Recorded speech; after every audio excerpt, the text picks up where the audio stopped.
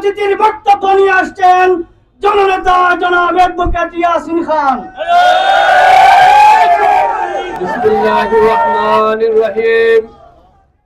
জগন্নাথপুর উপজেলা কর্তৃক আয়োজিত আজকের এই গণমিছিল পরবর্তী সমাবেশের সম্মানিত সভাপতি, জগন্নাথপুর উপজেলা জামায়াত ইসলামীর সম্মানিত আমির জননেতা মাওলানা লুৎফুর রহমান, সম্মানিত দায়িত্বশীল বৃন্দ, সম্মানিত জগন্নাথপুরবাসী, আসসালামু আলাইকুম ওয়া রাহমাতুল্লাহি ওয়া বারাকাতুহু।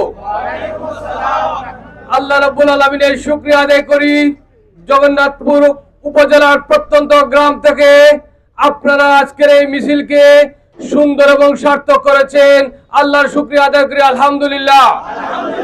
সম্মানিত উপস্থিতি, আগামী 26 সালে যে নির্বাচন হবে, সেই নির্বাচনে আমরা যে জালিমকে হটিয়েছি, সেই জালিমের কোন দূষর যেন এখানে স্থান না পায়, সেই চেষ্টা করতে হবে। এই জন্য কোন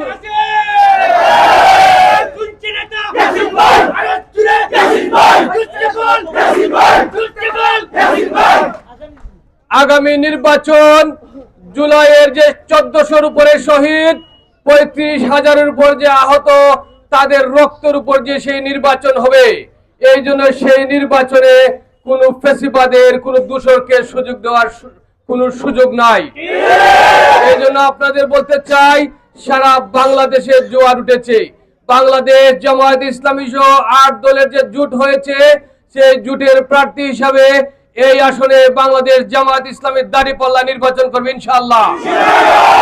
আপনারা প্রতিটি গ্রামে গ্রামে প্রতিটি মানুষের কাছে বাংলাদেশ জামায়াত ইসলামীর দাঁড়িপাল্লা প্রতীকের দাওয়াত পৌঁছে দেন।